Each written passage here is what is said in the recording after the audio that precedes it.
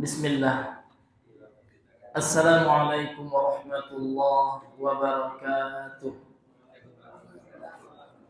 Innal hamdalillah nahmaduhu ta'ala wa nasta'inuhu wa nastaghfiruh wa na'udzu billahi min shururi anfusina wa sayyiati a'malina. Man yahdihillahu fala mudilla lahu ومن يضلل فلا هادي له أشهد أن لا إله إلا الله وحده لا شريك له وأشهد أن محمدا عبده ورسوله اللهم صل وسلم وبارك وزد وأنعم على نبينا محمد وعلى آله وأصحابه ومن تبعهم بإحسان إلى يوم الدين. قال الله تعالى يا أيها الذين آمنوا اتقوا الله حق تقاته ولا تموتن إلا وأنتم مسلمون. أما بعد فإن أصدق الحديث كتاب الله وخير الهدى هدى نبينا محمد صلى الله عليه وسلم وشر الأمور محدثاتها فإن كل محدثة بدعة وكل بدعة ضلالة وكل ضلالة في النار. نسأل الله السلامة والعافية. Ma'asyiral muslimin ikhwani fid din rahimani wa rahimakumullah. Syukur alhamdulillah kita kembali bersyukur kepada Allah Subhanahu wa taala karena pada malam hari ini Allah Azza wa Jalla kembali mempertemukan kita di dalam salah satu masjid yang merupakan baitun min buyutillah, rumah dari rumah-rumah Allah Subhanahu wa taala. Sehingga kita bisa melaksanakan kewajiban kita salat maghrib berjamaah. Kemudian kita tidak lupa pula bersyukur kepada Allah karena Allah jadikan kita sebagai seorang muslim dan muslimah. Di antara sifat seorang muslim itu yang disebutkan oleh Rasulullah SAW dalam hadis sahih diriwayatkan oleh Imam Muslim, Rasulullah bersabda, "Al-mu'minul qawiyyu khairun wa ahabbu ila Allah minal mu'minil dhaif." Seorang mukmin yang kuat, ini sifatnya. Al-qawi dalam hadis itu sifat. Mana mausufnya yang disifati mana mukmin. Jadi seorang mukmin yang kuat itu sifatnya adalah kuat. Itu kata Allah, lebih baik dan lebih Allah cintai dari mukmin yang lemah. Maka kuat di sini hadirin yang Allah muliakan, tentu pertama kali kuat imannya, kuat ilmu agamanya, serta kuat mentalnya. Di mana tahu kita bahwasanya seorang mukmin itu harus memiliki sifat kuat mental, Pak? Karena dari doa Nabi. Jadi ada doa, ini doa sebagian ulama menganjurkan dibaca pada zikir pagi petang doa ini. Apa doanya, Pak? Allahumma inni a'udzubika minal hammi wal hazan. Ya Allah, aku berlindung kepada Engkau dari kegelisahan, galau. Tidak boleh galau gitu. Ini sifat yang tidak baik. Wal hazan, dan rasa sedih ya yang berlebihan. Wal ajzi wal kasal, dan lemah. Lihat, lemah dan malas.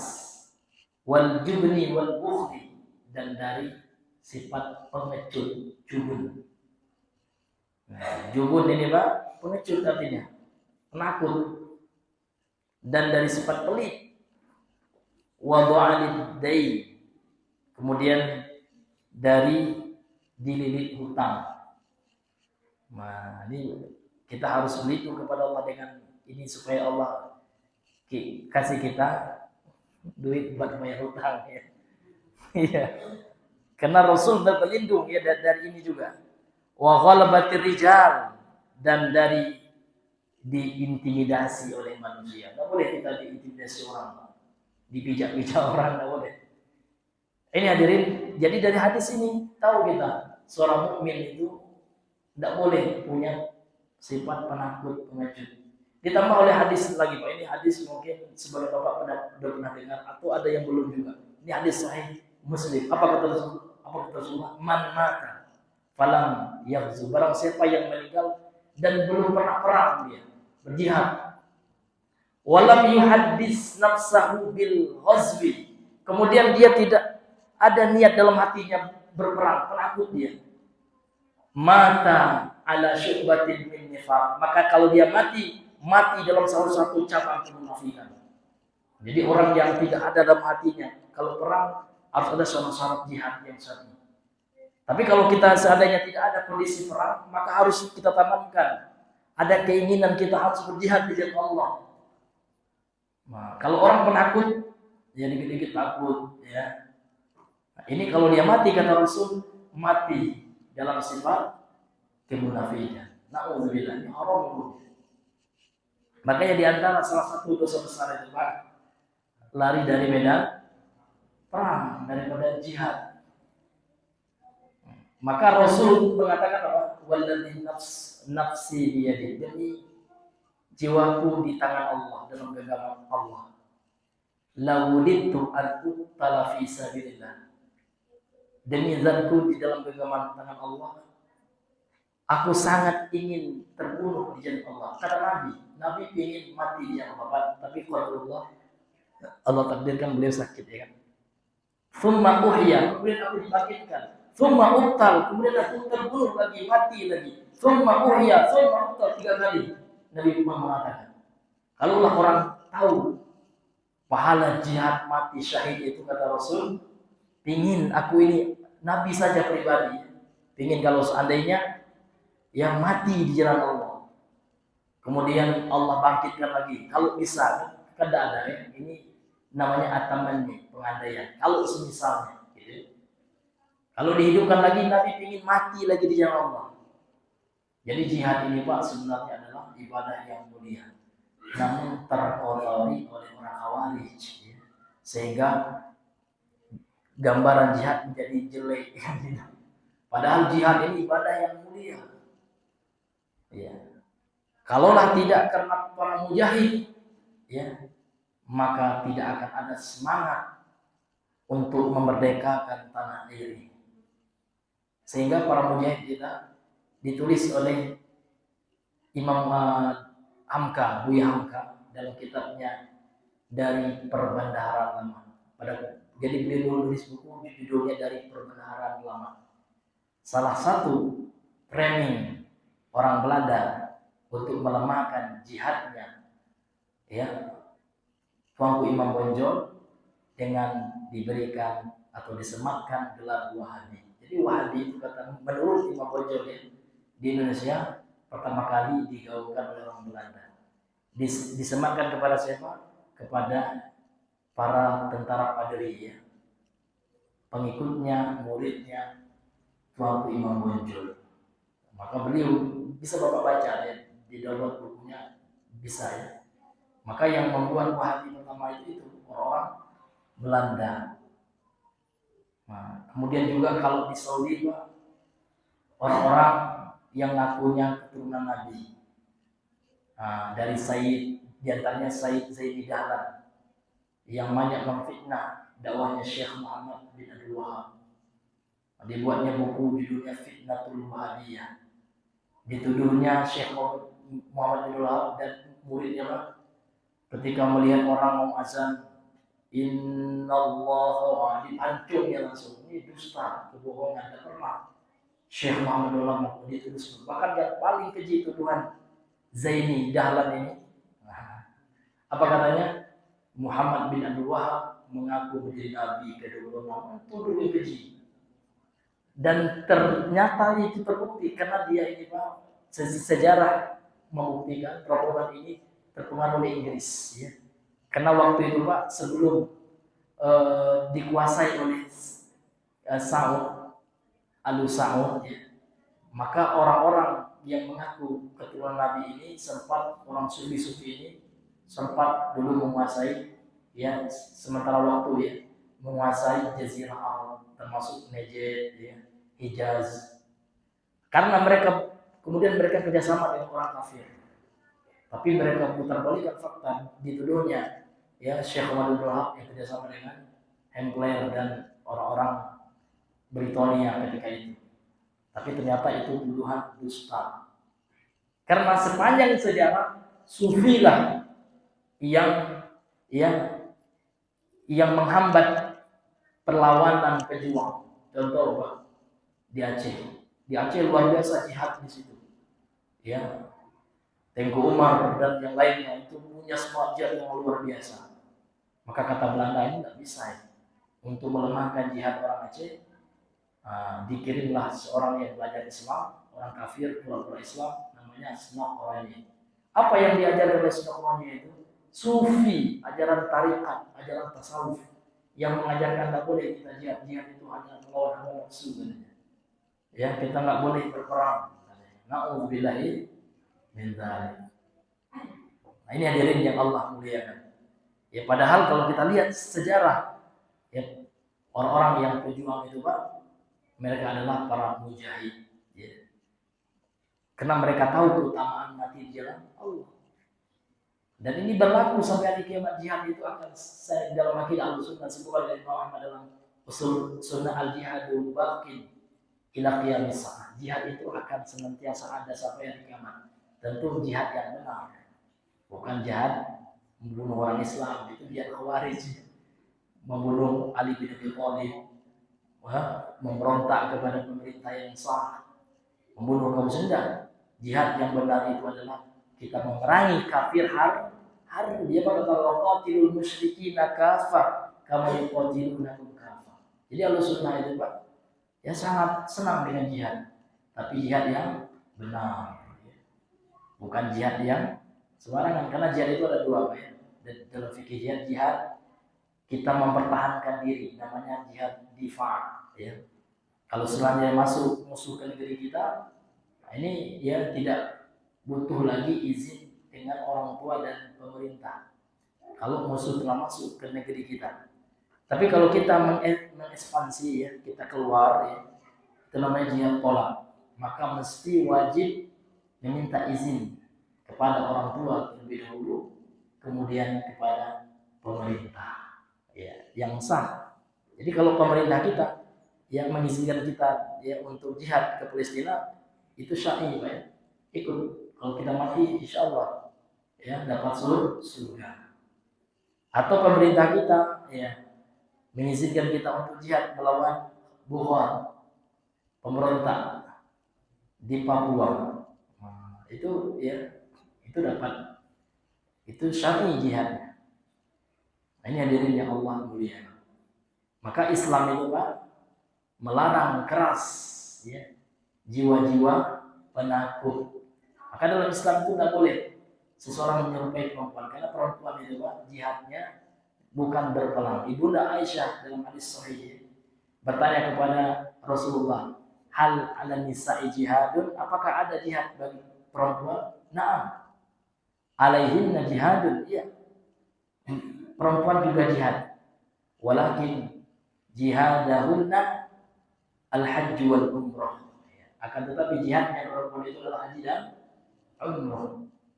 Nah, jadi perempuan tidak ada la qital fi. Jihadnya tidak ada dalam bentuk perang. Namun jihadnya dalam bentuk apa? Haji dan umrah. Maka seorang ya muslim laki-laki itu Pak tidak boleh menjadi jiwa-jiwa yang penakut, dikit-dikit takut ya. Ke belakang dikit takut ya Allah. Bagaimana nak jihad ini ya, ke belakang belum aja takut ya. Diomelin istri dikit ngambek ya, tidak berani ya sama istri. Kan sekarang lagi viral tuh ya. Awalnya buat video berani sama istri, habis itu klarifikasi takut ya, alhamdulillah. Nah, ada itu Pak. Itu sangat melemahkan muruah seorang laki-laki. Masa takut istri? Bagaimana nak melawan orang di sini belajar? Kita ampun cepat. Sama istri sudah takut. Tak ngomong poligami tidak berani lagi ya. Akhirnya diboikot sama istrinya. Ada TV kan. Ada juga bergaul dengan itu. Takut sama istri. Subhanallah. Lagi-lagi zaman sekarang Pak. Dalam hadis Nabi kita berdoa dari intimidasi ya orang. Sekarang istri mengintimidasi kita. Ya berlindung juga kita Pak ya. Wa min ghalabatin nisa gitu ya. Kita berlindung dari intimidasi perempuan ya. Ya diatur betul ya. Nah, Masya Allah ya. Seolah-olah yang pemimpin itu bukan kita lagi ya. Ibu aja pemimpin sekarang. Na'udzubillah. Ini tidak bisa dibiarin ya.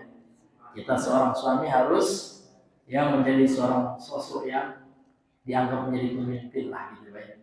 Nah, ini hadirin yang dimuliakan oleh Allah Subhanahu wa taala. Jadi seorang wanita itu berjihadnya mentaati suami jihadnya. Bukan jihadnya ngatur suami. Jihad seorang istri mentaati suami, menolong bagaimana nyenangin suami ya kan? Bagaimana melayani suami itu jihadnya perempuan. Nah, ini hadirin yang dimuliakan oleh Allah Subhanahu wa taala. Ya. Baik, ya kita kembali lanjutkan pembahasan kita masih pada babu majaa fi tanjim. Bab apa saja dalil yang datang yang menjelaskan tentang hukum yang percaya kepada perbintangan. Ya. Setelah kita bahas ini ya, perkataan dari seorang ulama tabi'in Imam Qatadah sebagaimana yang diriwayatkan oleh Imam Al-Bukhari, ada 3 tujuan Allah menciptakan bintang. Yang pertama sebagai apa? Sebagai perhiasan, zinatan lis sama. Perhiasan yang bagi langit. Kemudian rujuman lisyayatin, pelempar setan. Kemudian tanda wa alamatin yuhtada biha, bisa kita gunakan untuk menunjuk arah kan gitu. Arah barat, ya timur, itu bisa dengan melihat bintang. Biasanya ada ilmu. Itu namanya nanti disebut dengan istilah ilmu taisir ya. Wallahu a'lam. Ini pembahasan kita yang sebelumnya. Sekarang kita lanjutkan. Qala syarih hafizahullah taala, berkata pensyarah kitab yang semoga dijaga oleh Allah Subhanahu wa taala. Al-ma'na al-ijmali lil athar. Makna secara global dari asar ya di atas. Jadi asar itu Pak dimaknai oleh sebagian ulama sebagai apa yang disandarkan kepada selain Nabi, sahabat, tabi'in ya. Jadi ucapan sahabat atau tabi'in itu terkadang diistilahkan dengan asar. Beliau berkata, anna Qatadah rahimahullah, sesungguhnya Imam Qatadah rahimahullah dalam asar yang sebelumnya telah kita baca ya. Yadhkurul hikmata allati khalaqallahu bijliha nujum. Beliau menyebutkan hikmah rahasia yang dengannya Allah menciptakan, yang karenanya Allah menciptakan bintang-bintang. Yang 3 itu Pak. Hikmah Allah menciptakan bintang 3 yang telah kita jelaskan tadi. Kama dzakarahu fi kitabih, sebagaimana yang telah Allah sebutkan dalam kitabnya, yaitu ada dalilnya Pak ya. Ini telah kita jelaskan juga dalilnya kemarin. Ya, sebagaimana dalam surah Al-Mulk ya, wa laqad zayyana as-samaa'a ad-dunya bimasabih kan gitu. Kemudian juga dalam surah Al-Mulk ayat yang sama, wa ja'alnaha rujuman lisyayatin, itu dalilnya. Kemudian sebagai ya wasilah ya untuk menuju arah, dalilnya surah Al-An'am ayat 97 kemarin ya. Wa huwa alladzi ja'ala lakumun nujum, dialah Allah yang telah menjadikan bagi kalian bintang-bintang, litahtadu biha, supaya kalian bisa jadikan sebagai alat acuan, petunjuk dengannya ya, biha dengan bintang-bintang tersebut ya, untuk menentukan arah fi dhulumatil barri wal bahri, ketika kalian berada dalam kegelapan ya daratan dan lautan. Jadi ketika kita di hutan ya, tidak tahu arah, tidak ada mati lampu, atau di padang pasir kalau orang Arab ya, maka biasa mereka menggunakan bintang ya. Nah, kalau hari tidak hujan ya, kalau di Arab kan jarang hujan ya, maka bintang itu besar kemungkinan selalu nampak muncul ya. Maka orang Arab dahulu menggunakan bintang itu untuk sebagai penunjuk arah. Sekarang kita di arah mana ya, utara atau selatan, bisa menggunakan bintang. Itu 3 itulah hikmahnya. Itu yang disebutkan oleh Imam Qatadah Karena beliau ahli tafsir, muridnya Ibnu Abbas, ahli tafsirnya sahabat, beliau sebutkan 3 hikmah yang Allah sebutkan dalam penciptaan bintang itu yang 3. Iya. Kemudian beliau melanjutkan raddan 'alal ladzina dhaharu fi asri. Ini sebagai bentuk sanggahan.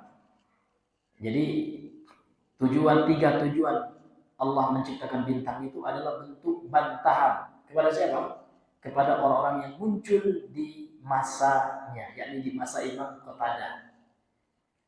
Apa keyakinan orang-orang ketika itu terhadap bintang? Nah, keyakinan yang kata beliau, wa ya'taqiduna fin nujum, mereka meyakini pada bintang itu ghairu ma dzakarahu khaliquha fi kitabih, selain apa yang telah disebutkan oleh pencipta mereka oleh Allah dalam Al-Qur'an. Artinya mereka meyakini tentang bintang selain yang Allah tetapkan, selain yang Allah sebutkan tentang hikmah tujuan Allah ciptakan bintang tersebut.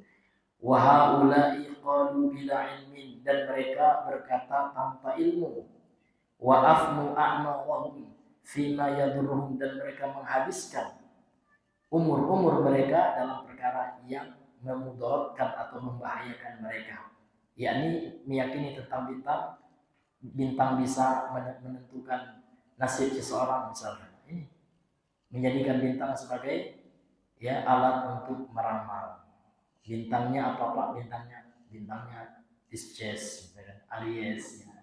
Oh kalau gitu Bapak kayaknya lebih cocok bekerja menjadi badut. Enggak mungkin contoh. Ini tidak ada Orang-orang jahiliyah menggunakan bintang itu untuk meramal. Nah, ini tidak boleh hadirin yang dimuliakan oleh Allah Subhanahu wa Ta'ala. Ini hadirin yang dimuliakan oleh Allah. Kemudian kata beliau, wa kallafu anfusahum, dan mereka membebankan diri mereka malaisa fi maqduril husul alaih, apa yang tidak mampu mereka capai atasnya. Jadi mereka membebankan diri mereka dalam mempelajari bintang-bintang itu Pak, yang mana mereka tidak mampu untuk mencapai tujuan tersebut. Wa hakada kullu man talaba al-haq, dan seperti inilah setiap orang yang mencari kebenaran min ghairil kitab wa sunnah, dari selain Al-Quran dan Sunnah. Nah, jadi orang yang mencari kebenaran Bapak Ibu selain Al-Quran dan Sunnah, secara khusus terhadap perkara-perkara agama yang telah ditetapkan oleh Allah. Nah, kalau masalah bintang itu Allah telah tetapkan dalam Al-Quran. Artinya tidak boleh lagi kita keluar dari ketetapan yang telah ditetapkan oleh Allah Subhanahu wa Ta'ala. Kalau sekarang orang menggunakan ilmu perbintangan untuk menentukan arah kiblat boleh, karena ini dikiaskan kepada surah Al-An'am ayat 97 itu bahwasanya boleh untuk penunjuk arah, boleh. Nah, tapi kalau digunakan untuk selain 3 itu Pak, tujuan yang 3 yang disebutkan dalam Al-Quran, maka ini sama dengan orang yang mencari kebenaran selain dengan Al-Quran dan Sunnah, maka dia tidak akan mencapainya. Kemudian beliau berkata di sini, munasabatul asar lil bab, apa korelasi asar Imam Qatadah ini terhadap bab yang kita bahas. Bab yang kita bahas tentang apa? Tentang babu maja'a fi tanjim, tentang perbintangan. Jadi apa korelasinya? Tentu jelas kata beliau, anna fihi, sesungguhnya di dalam asar ini dan di dalam ucapan dari Imam Qatadah ini, bayan dan hikmati, terdapat penjelasan hikmah fi khalqin nujum, dalam penciptaan bintang. Jadi ada 3 hikmahnya telah kita sebutkan tadi. Kama dzakarahu fi kitabih, sebagaimana yang telah Allah sebutkan hikmah-hikmah tersebut dalam kitabnya Al-Quran. Wa radda 'ala man za'ama, dan ini asar ini juga bentuk bantahan terhadap siapa saja yang mengklaim, yang mengaku fin nujumi hikmatan, dalam penciptaan bintang itu ada hikmah, tukhalifu ma dzakarahu Allah fiha, yang menyelisihi apa yang Allah sebutkan tentang hikmah tersebut. Jadi hikmahnya ada 3 saja yang Allah sebutkan. Jadi kalau ada orang yang mengatakan ada hikmah, tujuan lain dari penciptaan bintang selain yang telah Allah sebutkan dalam Al-Quran, maka ini ucapan Imam Qatadah bantahan terhadap itu. Maka tidak boleh keluar dari 3 itu. Kalau seandainya menggantungkan nasib nanti kepada bintang ini termasuk perbuatan kesyirikan dan termasuk pekerjaan tukang sihir dan paranormal. Nah, ini hadirin yang Allah muliakan.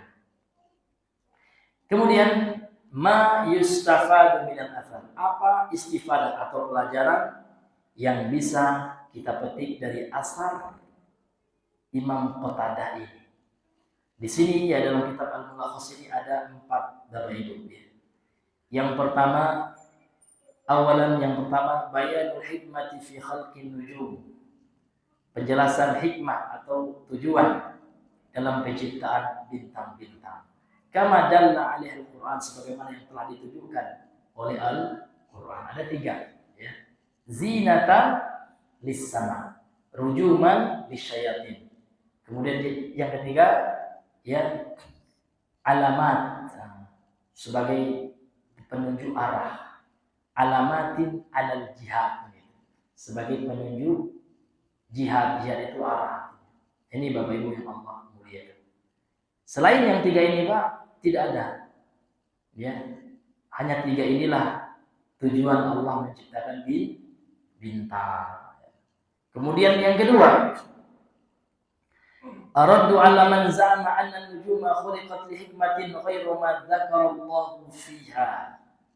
Asar ini ya, pelajaran yang bisa kita ambil dari asar ini adalah bantahan atas siapa saja yang menganggap sesungguhnya bintang diciptakan untuk hikmah atau tujuan lain selain apa yang telah Allah sebutkan di dalamnya. Jadi kalau ada tujuan lain tidak betul itu. Ya, karena telah menyelisih Al-Quran. Kemudian yang ketiga, annahu yajibur ruju'u ila kitabillahi li bayanil haqqi minal batil. Sesungguhnya ya, wajib hukumnya kembali kepada Al-Quran ya, dalam penjelasan kebenaran, ya, dalam menjelaskan kebenaran dari kebatilan. Untuk membedakan antara hak dan batil itu wajib ya, barometernya adalah Al-Quran. Jadi kapan kita mengatakan itu benar? Kalau sesuai dengan Al-Quran. Makanya Allah mengatakan fa'in tanaza'tum fi syai'in farudduhu ila Allahi wa rasulih. Kalau kalian bersesi pendapat terhadap suatu perkara ya, maka kembalikan kepada Allah dan Rasul. Kepada Allah itu artinya apa? Ya, kembalikan barometernya, standar kebenaran itu dan kebatilan itu kepada Al-Quran. Kemudian kepada hadis. Ini hadirin yang Allah muliakan. Jadi wajib kita berhukum dengan apa yang Allah turunkan. Kalau tidak, apa kata Allah? Faman lam yahkum bima anzalallah. Ada 3 Pak. Faulaika humul kafirun. Dalam ayat yang berikutnya faulaika humul zalimun. Kemudian berikutnya faulaika humul fasiqun. Ada 3. Ada 3 ya. Ada 3 kelompok manusia yang tidak berhukum dengan Allah. Bisa mereka menjadi kafir kalau mereka menentang hukum Allah itu. Mereka menganggap hukum Allah itu remeh, samalah kayak hukum KUHP gitu ya, buatan manusia sanggup, ya itu bahaya. Kalau orangnya alim, tapi kalau dia bodoh, itu dia dikasih tahu dulu atau kena syubhat dia kan gitu.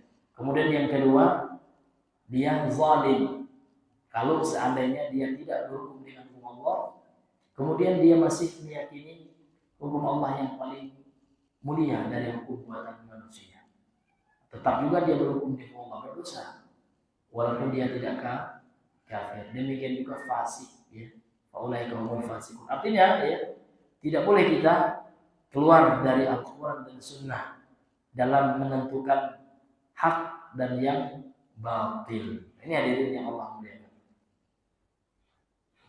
Kemudian ya, yang keempat, anna man talabal huda min ghairi kitab wa sunnah. Ya. Sesungguhnya barang siapa yang mencari petunjuk selain Al-Quran dan Sunnah, dari selain Al-Quran dan Sunnah, ya, faqad dhalla. Ya, kalau di sini ada salah cetak kayaknya. Ya, yang punya, ya coba kita buka. Oh, kalau ini tidak ada ya, ini bukan Al-Mulakhas. Yang punya Al-Mulakhas yang lain ada apa? Bang Ijal coba dibaca yang nomor 4-nya. Anna man talabal huda min ghairi kitab wa sunnah apa? Faqad apa? Faqad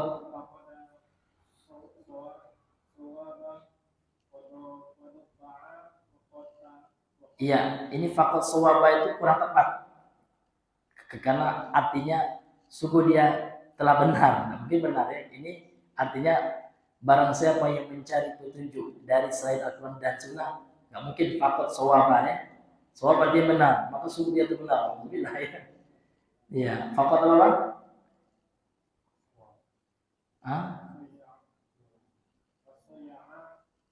Iya, kalau itu betul wadhoya'a waqtahu, dia telah menyia-nyiakan waktunya artinya. Ya, wa takallafa, dan sungguh dia telah membebankan di dirinya mala qudrata lahu, yang dia tidak punya kuasa atasnya. Ya, dia tidak punya kudrah untuk kuasa, kemampuan ya. Fil musuli ilaihi, dalam mencapai kepadanya, dalam mencapainya. Artinya dalam mencapai apa yang dia inginkan gitu ya. Kalau dia mencarinya, ya, mencari sesuatu selain dari Al-Quran dan Sunnah, hidayah ya, maka dia tidak akan mampu mencapainya, itu maksudnya. Tapi di sini ya saya agak ininya Pak, ini faqad shawaba ini ya kan. Shawab itu kan artinya benar ya. Shawab itu lawan dari khata. Ya, kalau khata'un salah, shawab ya. Kalau di sini mungkin salah cetak ya. Kalau dikatakan faqad akhta'a itu betul ya. Maka sungguh dia telah salah gitu. Ya, kalau di buku apa bagaimana? Shawab ya. Nah, shawab kurang tepat ya. Faqad shawab ya. Iya. Shawab artinya apa? Bisa dilihat di kamusnya, shawab artinya benar ya. Mungkin benar ya, karena dia mencari ya petunjuk ya dari selain Al-Qur'an. Nah, ya. Kalau di terjemahan di situ apa? Hah? Telah apa? Iya. Apa? Dia telah kehilangan ya. Ya. Kalau kehilangan dia itu bahasanya fatah. Faqad fatahul haq. Ya. Faqad fatahu al-haq kan gitu. Kalau shawab dada, wallahu a'lam bishawab. Shawab itu artinya benar ya. Ini kayaknya salah cetak ini. Ya. Iya, ini kayaknya enggak betul ya. Ini maknanya salah. Salah cetak ini mungkin ya. Nah. Iya. Jadi ini ya beberapa pelajaran ya yang bisa kita ambil ya dari asar di atas. Kemudian dari yang diberikan oleh Allah sudah masuk isyarah belum? Ya, kemudian kita masuk kepada dalil yang berikutnya. Qala al-musannif rahimahullahu taala, berkata penulis yang semoga dirahmati oleh Allah Subhanahu wa taala, wa kariha Qatadatu ta'alluma manazil al-qamar wa lam yurakhis fihi ibn Uyainah dzakarahu Harbun anhuma wa rakhasa fi ta'allum manazil Ahmad wa Ishaq. Dan telah ya menganggap makruh, dibenci gitu ya. Imam Qatadah mempelajari ya kedudukan bulan atau manazil. Manazil jamak dari manzilah. Manzilah itu kalau kita terjemahkan bisa tingkatan-tingkatan ya, manzilah, kedudukan. Kemudian ya walam yurakhis fi Ibnu Uyainah, Imam Ibnu Uyainah tidak memberikan rukhsah. Ya. Artinya beliau juga menganggap itu makruh. Dzakara Harbun al-Huma, Imam Harbun di sini namanya Harbun al-Kirmani ya. Beliau ya salah satu murid ya yang terkenal dari Imam Ahmad. Ya. Beliau punya kitab akidah yang dipelajari ya, di pondok-pondok Ahlussunnah ya. tentang ijma' ahli sunnah ya. Ada kitab ijma' beliau ya, tentang masalah akidah, ijma' ahli sunnah tentang masalah akidah seperti ahli sunnah ijma' Allah di atas arasy, ahli sunnah ijma' Allah mempunyai tangan yang berbeda dengan tangan makhluknya. Nah, itu bagus sekali ya. Kita kalau ada waktu kita baca, kita pelajari, itu bagus sekali. Tipis saja kitabnya ya. Nah, kitabnya murid Imam Ahmad, dan beliau menukilkan akidah persis apa yang telah beliau pelajari dari gurunya Imam Ahmad bin Hanbal. Imam Ahmad bin Hanbal mempelajari akidah dari siapa? Dari gurunya. Siapa gurunya? Imam Syafi'i. Imam Syafi'i mengambil akidah dari siapa? Dari gurunya Imam Malik. Imam Malik mengambil akidah dari siapa? Imam Nafi. Imam Nafi dari siapa? Ibnu Umar. Abdullah bin Umar dari ayahnya Umar dan langsung dari Nabi SAW. Jadi akidah Ahlussunnah itu ada silsilahnya, tidak seperti akidah Sufi ya. Silsilahnya kemana ya? Nah, ujung-ujungnya kepada Aristoteles, Plato. Itu akidah filsafat itu Bang. Ya, ahlul kalam itu filsafat, teori logika. Itu dari filsafat. Itu sanad akidah mereka, yang mana mereka sangat mengumpulkan sanad. Dari mana sanadnya tahlilan itu? Tanya. Sanadnya dari mana itu? Sanad itu apa pengertian sanad? Sanad itu ya adalah ya perawi yang menyampaikan kepada Nabi. Silsilatul rawi ya, al-musil ilal matni, yakni ilal Nabi. Kumpulan ya rawi ya, yang mana rawi ini nyambung dia sampai kepada Nabi. Sekarang kalau memang mereka punya sanad, pasti Nabi sudah tahu. Tapi Nabi tidak ada. Allah di mana-mana, mana sanadnya ucapan itu? Bukan Nabi mengatakan itu. Ya Allah mawjudun bila makan, kata mereka. Allah ada tanpa tempat. Itu bukan hadis, Pak. Ya, itu ucapan ahlul kalam, ahli filsafat yang mereka anggap sebagai akidah yang bersanad. Ya, maka kita bilang perhet gitu ya. Gak ada seperti itu akidah Ahlussunnah wal Jamaah. Ini hadirin yang dimuliakan oleh Allah. Akidah Ahlussunnah wal Jamaah punya sanad ya, langsung dia punya matan, punya mata rantai ya, sampai kepada Nabi sallallahu alaihi wasallam. Ini hadirin yang dimuliakan oleh Allah Subhanahu wa taala. Maka Pak ya, bagus dibaca ya, buku ya bahasa Indonesia udah ada ya, buku Ustaz Firandala ya, Syarah Aqidah Wasithiyah, yang menjelaskan tentang kaitan akidah Asy'ariyah dan Sufiyah dengan filsafat. Ada benang merah yang menghubungkan akidah itu, karena banyak di antara mereka mengklaim itu akidah Ahlussunnah, padahal ternyata ya itu akidah diambil dari orang-orang filsafat. Ini hadirin yang dimuliakan oleh Allah Subhanahu wa taala. Maka kita hati-hati, Pak. Banyak orang yang mengklaim sebagai akidah Ahlussunnah wal Jamaah, namun ternyata adalah akidah filsafat. Kalau Ahlussunnah ini dituduhnya Wahabi ya. Padahal buku akidah kita tidak semua atau tidak semuanya buku-buku Syekh Muhammad bin Wahab. Bahkan akidah yang diambil oleh Syekh Muhammad bin Wahab ini dari siapa? Dari salaf. Ya, bukunya Imam Ahmad itu referensi kita. Ada Usul Sunnah Imam Ahmad. Ya. Kemudian Syarh Sunnah. Syarh Sunnah itu banyak sekali yang menulisnya. Ada Imam Barbahari, ada juga Imam Al-Muzani. Ini akidah Ahlussunnah. Imam Al-Muzani ini siapa? Murid senior Imam Syafi'i. Ketika Imam Syafi'i pindah ke Mesir, beliau orang Mesir. Nah, ini buku-buku Ahlussunnah. Buku Ahlussunnah itu Pak, buku-buku salaf semua. Buku-buku memang generasi ya Imam 4 mazhab. Nah, ini hadirin yang Allah muliakan. Bapak Ibu yang dimuliakan, kembali kita kepada pembahasan kita. Wa rakhasa fi ta'allumil manazil, kemudian dalam mempelajari ilmu manazil, ilmu manzilah bintang, kedudukan bintang, Imam Ahmad dan Imam Ishaq Ar-Rahawiyah Ada yang mengatakan Rahuyah, membaca ada Rahawai. Ada dua cara bacanya, Ishaq bin Rahuyah, ada Ishaq bin Rahawi. Nah, dua ulama ini, ya Imam Ahmad dan Imam Ishaq ini memberi rukhsah, artinya membolehkan dalam mempelajari ilmu tentang perbulanan. Ini qamar ini bulan, ya tentang kedudukan bulan. Baik, ya.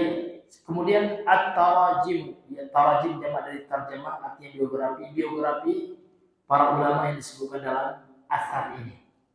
Yang pertama Ibnu Uyainah. Siapa Ibnu Uyainah? Ai Sufyan Ibnu Uyainah. Dia ada Imam Sufyan bin Uyainah. Sufyan ini ada dua, ya. Dua-duanya ulama. Sufyan Ats-Tsauri dengan Sufyan Ibnu Uyainah. Ada dua memang. Kemudian dalam riwayat ini juga ada disebutkan Harbun. Harbun ini siapa? Ai Harbu bin Karmani. Harb dia bin Al-Karmani min jullati ashabi Ahmad. Ya, di antara ya murid ashab, di sini teman ya, namun lebih kepada murid, maknanya murid Imam Ahmad yang terkenal itu Imam Harb ya. Al-Kirmani ini adalah muridnya Imam Ahmad yang senior ya, yang dikenal ya, sanadnya bertemu langsung dengan Imam Ahmad, sanadnya tinggi, sanadnya ali gitu ya, kepada Imam Ahmad bin Hanbal. Kemudian Imam Ahmad ini sudah kita kenal semua, Al-Imam Ahmad bin Hanbal. Murid juga Imam Syafi'i. Imam Syafi'i memuji ilmu hadis beliau. Kalau seandainya orang bertanya tentang hadis ya, maka tanyalah Ahmad bin Hanbal, kata beliau.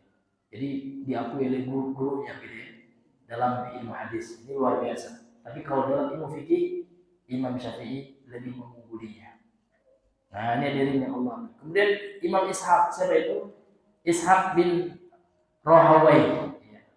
Ada yang membaca dengan Rahawai, ada Rahuyah. Ada dua memang cara bacanya.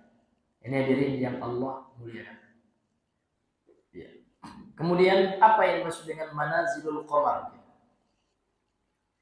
Kan di sini di asar ini dikatakan bahwasanya Imam Qatadah menganggap makruh, dibenci mempelajari manazilul qamar. Imam Ibnu Uyainah tidak memberikan rukhsah dan mempelajarinya. Apa yang dimaksud dengan manazilul qamar? Ai yanzilul qamar fi kulli lailatin manzilatan minha. Yaitu ya yang mana bulan ya turun fi kulli lailatin, pada setiap malam, manzilatan minha, satu tangga gitu ya, satu kedudukan. Wahya 28 manzilatan. Kemudian bulan itu punya 28 manzilah, tingkatan. Jadi setiap malam turun gitu. Wa ma'rifatu hadza, dan mempelajari atau mengenal tentang hal itu, tusamma bi ilmi taysir, dinamai dengan ilmu taysir, ilmu yang memudahkan manusia, yang juga tujuannya adalah untuk menunjuk arah juga dengan bulan juga. Ini namanya ilmu taysir, untuk memudahkan manusia. Yang dilarang ilmu taksir. Taksir itu meyakini ada pengaruhnya benda-benda langit itu, pengaruh terhadap nasib seseorang, ini syirik.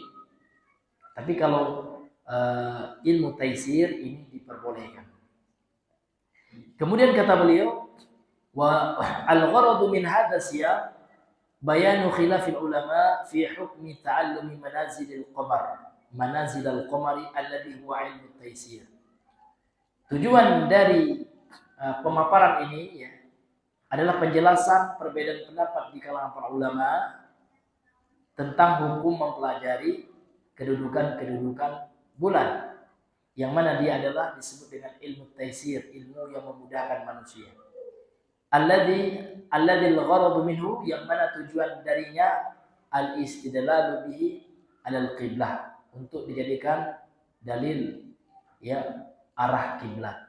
Nah, jadi untuk memudahkan kaum muslimin mengetahui arah kiblat, ini boleh. Au auqatis salawat, atau menentukan waktu-waktu sholat. Jadi sholat subuh ya, berapa sekarang, jam 5 misalnya. ini pakai ilmu ini Pak, ilmu taisir ini yang menggunakan manazil al-qamar, tentang kedudukan bulan. Ada ilmunya memang, tapi saya nggak paham juga bagaimana rumusnya gitu. Ada rumusnya Pak. Dipelajari oleh orang-orang yang belajar ilmu falak atau ilmu astronomi itu ya. Nah, jadi kalau ilmu falak digunakan untuk itu boleh Pak. Nah, maka salah ada orang kalau seperti itu. Kalau kalian tidak menggunakan ilmu falak, katakan untuk menentukan satu Ramadan, tidak usah lagi kalian pakai jam-jam ini. Ya kita tidak ada melarang jam ini, tidak ada larangan dari ulama. Yang dilarang itu kalau digunakan itu mengalahkan metode Nabi menetapkan suatu Ramadan. Metode Nabi apa? Ya, sumu li ru'yatihi. Berpuasalah kalian karena melihatnya. Melihat ru'yah di situ ru'yatul ain, dengan melihat dengan mata kan gitu. Bukan dengan ilmu hisab. Karena hisab ini bagian dari ilmu falak juga. Nah, ini hadirin yang Allah muliakan. Kemudian yang melarang itu bukan kita Pak, bukan saya. Yang melarang itu ulama salaf. Ya, ulama Ahlussunnah, di antaranya Imam Ibnu Hajar Al-Asqalani. Jangan pula yang Abu Faruk melarang, tidak ada. Saya siapa? Saya bukan ulama. Saya hanya pembelajar biasa, ya, yang punya sedikit ilmu untuk sharing gitu. Ya, kalau ada yang salah saya kritik aja. Nah, tentu mengkritiknya punya referensi lain. Ustaz, ini ada referensi ini boleh ilmu hisab ya. Silakan. Mana ulama salaf yang boleh? Tapi kalau ulama salaf yang melarang banyak sekali Pak. Saya punya buku soalnya. Saya punya buku judulnya Fathul Alam, ya, syarah dari buku Maram. Di situ disebutkan pembahasan khusus tentang larangan ulama salaf menggunakan hisab. Karena itu pertama kali yang menggunakan membiasakan itu orang Rafidhah. Itu bukan kata saya, enggak. Itu kata siapa? Imam Ibnu Hajar Al-Asqalani dalam Fathul Bari syarah Sahih Al-Bukhari. Ini bukan kita menuduh orang, enggak. Kita tidak boleh dulu, kita punya data. Kita berbicara dengan by datanya itu kan orang sekarang. Iya. Yang bilang ulama, pakar di bidang ilmu tersebut. Nah, ini hadirin yang Allah. Karena orang sekarang banyak salah Pak. Kata Abdul Maruf, ini lah saya ngomong kata saya. Tidak boleh, ya, kita bukan ulama, tidak boleh kita sudah kayak ulama pula. Ya, tidak boleh Pak. Dalam Islam itu, dalam masalah agama ini Pak, kalau sudah ada pendapat, misalkan ulama berbeda ada tiga pendapat beda ulama, tidak boleh kita buat pendapat yang keempat, haram itu. Iya, tidak boleh lagi ya. Nah, karena yang berbeda itu adalah mujtahid mutlak. Kita bukan mujtahid, kenapa? Ya? Kita hanya pembelajar kemarin sore, tidak boleh kita udah kayak mujtahid, tidak boleh. Ya, karena agama ini ketat tadi.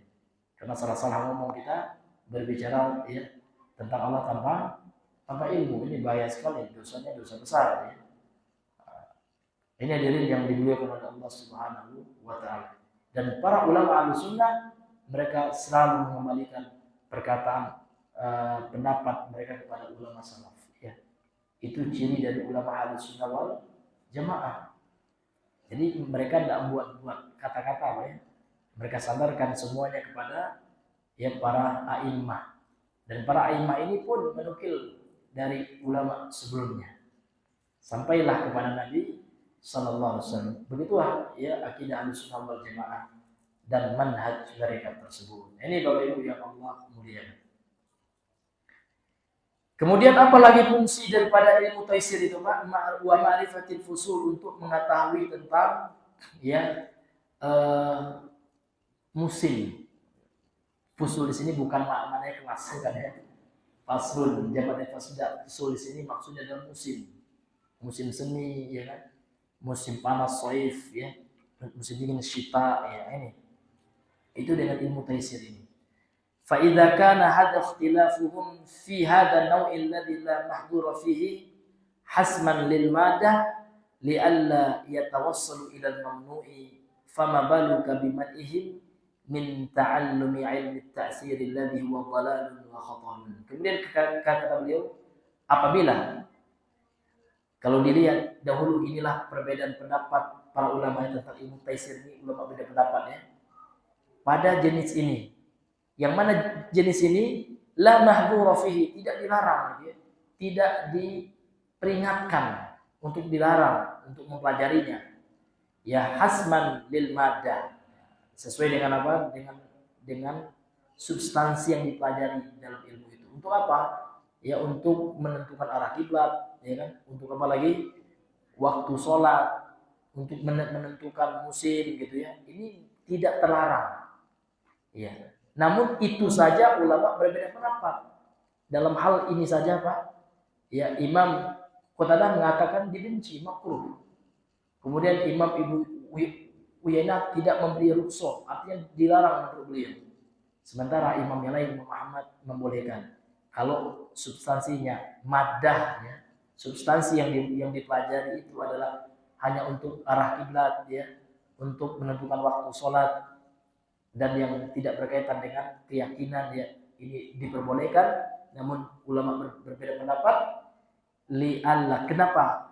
Apa alasan ulama itu, Pak? Ini luar biasa pernyataan dari Syekh Shalih Al-Fauzan di sini. La'alla yatawassalu ilal mamnu, ya, supaya tidak sampai kepada, ya, tidak mengarah atau sampai kepada hal yang dilarang. Fama baluka bimanihim min ta'allumi ilmi ta'sir, dan bagaimana menurutmu gitu ya, larangan mereka dari mempelajari ilmu ta'sir. Ilmu ta'sir itu Pak mengaitkan antara ilmu perbintangan dan ilmu tentang bulan itu dengan kepada nasib seseorang. Artinya bulan itu berpengaruh, bintang itu berpengaruh dalam menentukan nasib seseorang, itu namanya ilmu taksir, ya. Nah, ini dilarang, sepakat ulama melarang, dan ini termasuk kesyirikan. Alladzi, yang mana ilmu taksir itu adalah wa dhalalun, dia adalah kesesatan, wa khatarun, dan sesuatu yang berbahaya. Ini diri yang Allah muliakan. Kemudian kita masuk pada dalil yang berikutnya. Qala al-musannif rahimahullahu taala, berkata penulis yang semoga dirahmati oleh Allah, wa Nabi Musa qala Rasulullah SAW, dari Abu Musa di sini nantinya sahabat Abu Musa al-Asy'ariyah. Dari Abi Musa qala, dia telah berkata, qala Rasulullah SAW, telah bersabda Rasulullah SAW, salasatun la yadkhuluna al-jannah, 3 kelompok manusia yang tidak akan masuk surga, kata Rasul. Nah, ini suatu hal yang harus kita wanti-wanti, harus kita fokuskan di pikiran kita, Pak. Ini takut kita. Mudah-mudahan kita tidak jatuh ke dalam salah satu dari 3 ini. Dan 3 dalam hadis seperti ini, Pak, ini maknanya bukan pembatasan. Yang lainnya berarti boleh enggak? Ulama menjelaskan hitungan 3 dalam hadis-hadis yang seperti ini maknanya bukan pembatasan, namun dalam bab permisalan. Dalam hadis ini ada 3 contoh orang yang tidak akan masuk surga gitu. Dalam hadis yang lain 7 mungkin, ya kan? Seperti Nabi mengatakan ada 7 dosa besar, dan itu pun 7 itu bukan pembatasan juga. Karena ada dalam hadis yang lain yang terpisah menjelaskan lebih daripada itu kan gitu. Maka hitungan seperti ini, Pak, ulama mengatakan hadza min babi tanzil. Ini dalam bab memberikan contoh. Ya seperti hadis, ya. Ya, apabila anak Adam meninggal, terputus amalnya kecuali 3 hal. 3 hal itu bukan membatasi 3 beda. Artinya dalam hadis itu contohnya ada 3 gitu ya, yang tidak akan terputus pahalanya meskipun orang sudah meninggal. Dalam hadis yang lain 7. Nah, ini ada yang Allah berikan. Sehingga kita Pak tidak boleh kita hanya memakai satu hadis, kemudian hanya hadis itu saja, tidak mengumpulkan jalur periwayatan hadis yang lain. Makanya ulama itu sebelum menghukumi suatu hukum, Pak, dalam agama itu mereka melakukan jam'ut turuq wa taufiq namanya. Mengumpulkan jalan-jalan hadis yang sama, ya kan?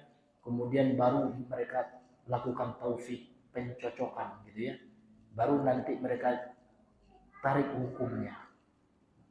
Nah, jangan kita hanya pakai satu hadis kemudian telah memvonis hukum. Galak seperti itu orang salah, keliru, karena dia tidak mengambil dalil yang lain. Contoh, ada orang yang mengatakan yang berdebat itu langsung haram, tidak boleh, tidak. Ada hadisnya Nabi mengatakan ana zaimun, ya, bi baitin fil jannah, aku yang menjamin, kata Rasul, 1 rumah di surga, liman tarakal mira wa in kana muhiqqan. Barang siapa yang meninggalkan perdebatan walaupun dia benar, dihukumi semua orang yang debat itu salah semua. Zakir Naik itu salah juga. telah melanggar hadis ini. Padahal ayat Allah memerintahkan supaya dalam ayat wajadilhum billati hiya ahsan, kata Allah. Dan berdebatlah, ini fil amr itu jadil itu. Dari jadala yujadilu jadil, Allah makan perintahkan kepada Nabi Muhammad, dan debatlah mereka ahlul kitab itu. Namun dengan cara yang baik. Tidak dengan memaki-maki, ya kan? Nah, ya kan, tidak dengan mencaci sembahan mereka kan gitu. Tuhan-tuhan mereka. Artinya kok seperti bertentangan? Enggak bertentangan, karena dalam hadis itu kan miro, lihat. Nabi mengatakan dalam hadis itu iman torokal miro. Miro itu apa artinya kan gitu. Kita kembalikan ke dalam bahasa Arab. Miro itu artinya ada debat kusir. Dicontohkan oleh Imam Ibnu Utsaimin ya, ketika mensyarah hadis itu ada dua orang berdebat ya. Kalau menurut saya jalan ke masjid yang terdekat adalah lewat jalan A ini. Kata yang satu enggak. Menurut saya ya kan, jalan yang dekat ke masjid itu ya jalan B. Artinya berdebat ya, enggak, ini yang dekatnya. Artinya debat kusir. Itu yang dilarang. Yang Nabi menjamin surga bagi yang meninggalkan debat itu, Pak. Jadi tidak bisa bapak hukumnya semua debat ya, ambil sepenggal hadis ya tanpa melihat dalil-dalil yang lain langsung menyimpulkan hukum. Ini bahaya ya kan? Nah, berarti salah. Dan Ibnu Abbas Pak pernah berdebat dengan Khawarij ya, akhirnya banyak di antara Khawarij itu yang kembali kepada Ahlussunnah, tapi ada juga yang keras kepalanya, ada juga ya. Artinya ulama pernah berdebat. Imam Ahmad berdebat dengan tokoh Mu'tazilah, kalau nggak salah namanya, lupa ingat saya, Ibnu Abi Dunya atau siapa namanya Pak, agak-agak seperti itulah. Artinya para ulama berdebat ya. Namun tentu debat itu ya harus ada syarat yang harus dipenuhi gitu ya. Berilmu dulu ya, kalau nggak ada ilmu ya bahaya Pak ya. Kalau kita paksakan debat agama tanpa ilmu, ini tidak boleh ya. Akan tetapi ya kalau kita mampu meluruskan sepengetahuan kita gitu ya, ranah yang kita kuasai, boleh Pak. Memang kita mengetahui dengan data tentang ya orang-orang sufi gitu ya, ada datanya, kita tahu kita itu sesat, boleh kita sampaikan kepada masyarakat, yang mana mereka mengatakan ya, barang siapa yang melihat seorang wali ya kan, maka haram baginya masuk neraka. Ini hadis ini na'udzubillah, ini dikatakan oleh sufi. Sufi ini luar biasa, ini banyak pengikutnya Pak. Bahkan dia mengaku ketika dia ziarah kubur Nabi bergetar gini katanya kubur Nabi. Keluar Nabi dari kubur, diciumnya lututnya. Na'udzubillah, dia merendahkan Nabi juga. Dan dia juga pernah mengatakan, ada hadis sahih katanya, siapa yang minum kopi, katanya, mungkin dia suka kopi, iya, maka haram baginya masuk surga. Tidak akan ya terbakar oleh api neraka dia kalau sudah minum kopi. Ini hadisnya sahih gitu. Na'udzubillah, sahih dari mana Pak? Ya, ini na'udzubillah ini lalik ini Pak ya. Mungkin jual kopi juga dulu kan kita nggak tahu kita. Nah, kalau itu jelas-jelas salah itu boleh Pak. Ini dalam rangka untuk apa? Ingkarul munkar. Boleh. Tapi jangan pula kita berdebat, kita tidak bisa baca kitab. Ayo kita debat baca kitab, itu salah Pak. Jangan pakai metode itu. Tapi fokus kepada tema debat apa? Ya tentang khurafat para tokoh sufi yang menyebar di medsos, itu aja. Batasi tema debatnya. Boleh itu. Ya, karena yang debat itu kan orang yang suka medsos juga ya.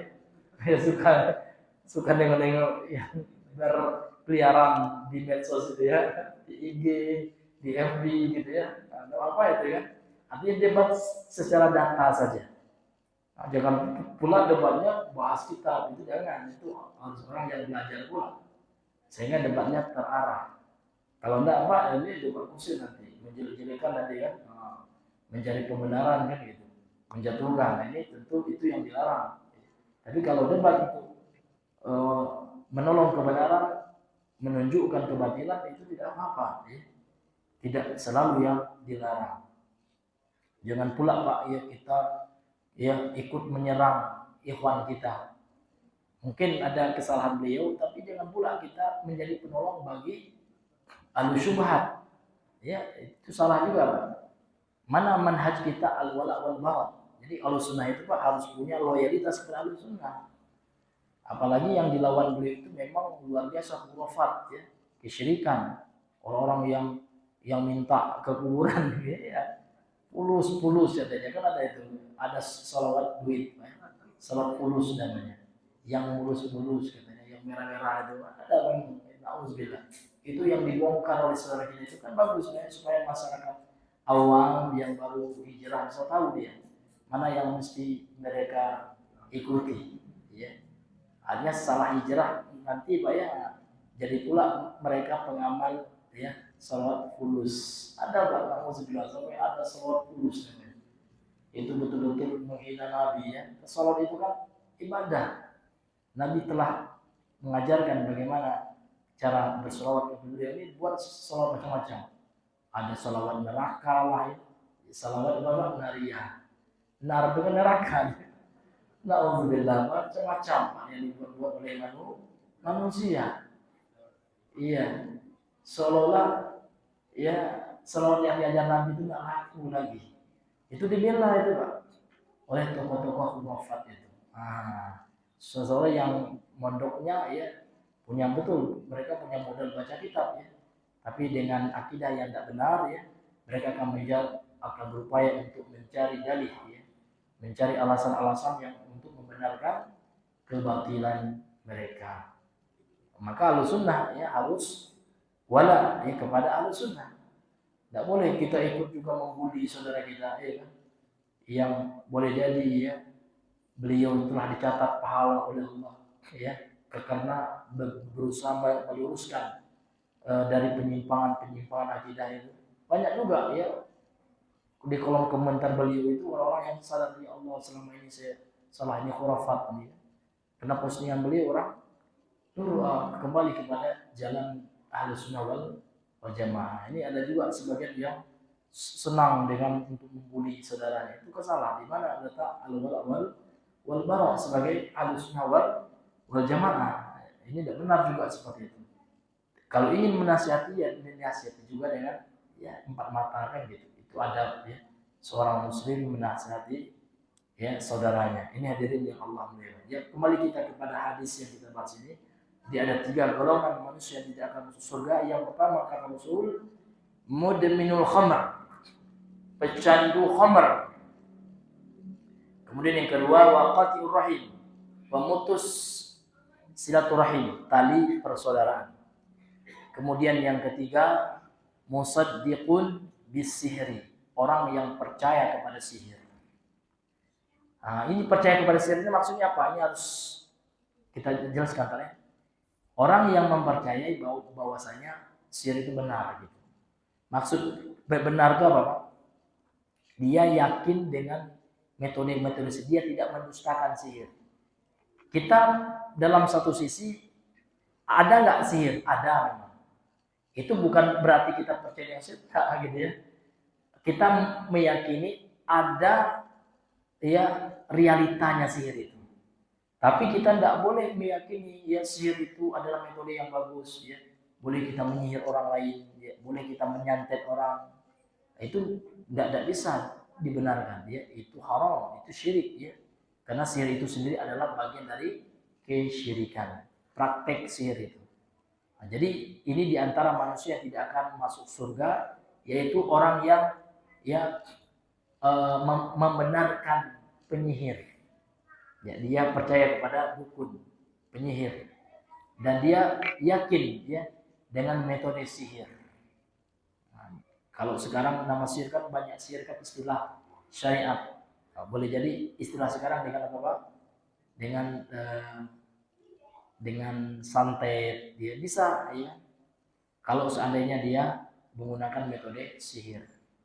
Dan ingat, sihir dalam Islam itu 2, Pak. Ada sihir yang kufur karena dia syirik, ada sihir yang haram karena dia menipu. Jadi sihir itu secara bahasa artinya kan pernah kita bahas juga, sesuatu yang sebabnya samar-samar, yang tidak nyata gitu.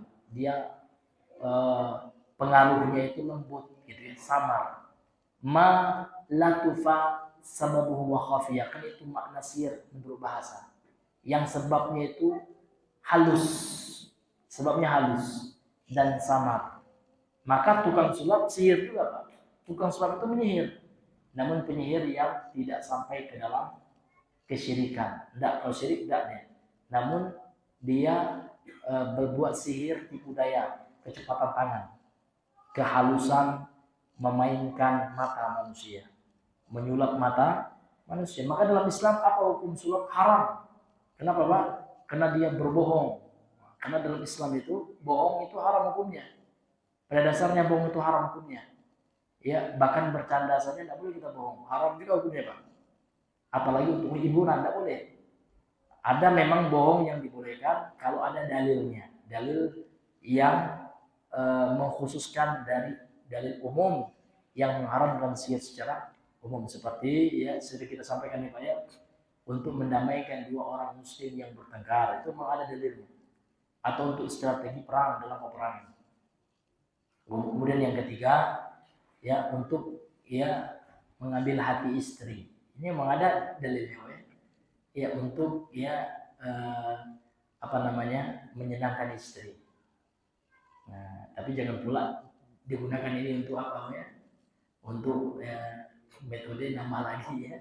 Bohong aja kita ya, kemudian bohong ya, supaya istri nggak marah gitu ya. Nah, ini hati-hati ya, jangan digunakan pula ini bohong di sini dalam hal yang seperti masakan. Karena kalau dalam teks hadisnya itu konteksnya masakan ya. Jadi seseorang memuji masakan istrinya enak gitu ya, padahal tidak enak ya. Padahal ya Allah ya, apalah rasulnya Allah ya, selama saya makan ini rasa yang paling asing gitu ya. Nah, tapi untuk menyenangkan istri kita bilang enak juga, masya Allah ini kayaknya kayak masakan koki bintang 7 gitu ya. Kayak masakan koki restoran bintang 7 nih masakan koki kan. Ya. Ini Pak ya, jadi itu yang boleh kan. Tapi selain itu Pak, tidak boleh. Bohong itu hukumnya dosa haram ya. Termasuk bohong dalam hiburan. Sulap kan hiburan katanya. Tapi tetap Pak, itu sihir juga, namun sihir yang dosa besar, bukan dosa syirik. Nah, kalau menggunakan jin, bantuan jin itu harus sihir Pak ya. Namun ingat Pak, ada orang-orang ateis ya, dan orang Islam yang pemikirannya ateis. Dia tetap enggak kita katakan ateis, namun dia terpengaruh oleh ateis dan komunis. Apa itu? Yang menolak adanya sihir. Tidak ada sihir itu. Bahkan mereka sampai menolak kerasukan jin itu ada. Sampai dia menuduh ustadz ya, ustadz itu bohong, dia sosok kerasukan. Nah, ini kerasukan itu Pak sudah dinukil oleh Imam Ibnu Katsir, itu ijma ulama, ada dalam Islam. Ya, orang yang dimasuki jin itu ada. Nah, ini kan ada sebagian orang yang ya berpakaian akademik ya, orang yang hebat ya, namun terpengaruh oleh pemikiran ahli filsafat ya, yang ahli filsafat materialisme ya, materialisme itu ya, Karl Marx yang nggak percaya dengan roh. Sampai orang-orang ateis itu nggak percaya dengan roh. Iya, itu hanya dongengnya orang agama gitu. Karena mereka nggak percaya dengan agama juga. Komunis. Nah, termasuk tokohnya siapa Pak yang pura-pura Islam ya? Kalau di tengah orang Islam dia pura-pura Islam dia, agamis betul. Tapi pas dia rapat dengan komunis di Moskow ya, di sekarang di Rusia, dia membela komunis dan mengejek orang beragama, orang kolot, orang agama dia. Percaya tahayul katanya. Surga neraka itu tahayul katanya. Nah, itulah Madilog gitu ya. Penulis buku Madilog. Orang Minang juga beliau ya. Nah, tapi parah itu sekarang ya, orang-orang yang sosok akademik ya, dari kalangan anak-anak kampus gitu ya, mantap ya. Sampai Pak ya, tidak percaya dia dengan apa? Dengan agama itu ujung-ujungnya itu tidak percaya dengan roh, dengan malaikat, tidak percaya lagi, kan tidak bisa dibuktikan dengan empiris katanya. Tidak ada jurnal yang menunjukkan ada malaikat. Ya, jurnal itu apa? Jurnal itu kan penelitian yang sifatnya materi, gitu. Karena mereka tidak percaya dengan sesuatu yang non materi. Ujung-ujungnya nggak percaya juga sama Tuhan nanti kan gitu ya. Nauzubillahi min dzalik, itu orang komunis ya. Nah, ini hadirin yang Allah muliakan, kita berhati-hati ya dengan pemikiran ini. Mereka sudah punya klub sekarang Pak. Karena saya pernah membaca dikit ya apa yang mereka bahas di klub-klub mereka itu, namanya Malaka Project. Wah, karena mereka sangat ini dengan Tan Malaka ya, yang komunis itu ya, naudzubillah. Nah, ini hadirin yang dimuliakan oleh Allah Subhanahu wa taala. Ada tokohnya itu Pak, ya antara kalangan pemuda ya. Nah, itu hati-hati karena mereka itu ya liberal. Banyaknya kalau saya lihat mengarahnya kepada liberal juga. Mereka itu ngakunya Islam gitu ya, tapi tidak meyakini Islam itu secara utuh ya. Hanya secara ritual saja mungkin ya. Kemudian banyak yang mereka tidak percaya daripada usul, fondasi dari Islam ini, seperti percaya kepada hal gaib. Karena orang-orang ateis itu Pak, orang-orang yang terpengaruh oleh filsafat materialis itu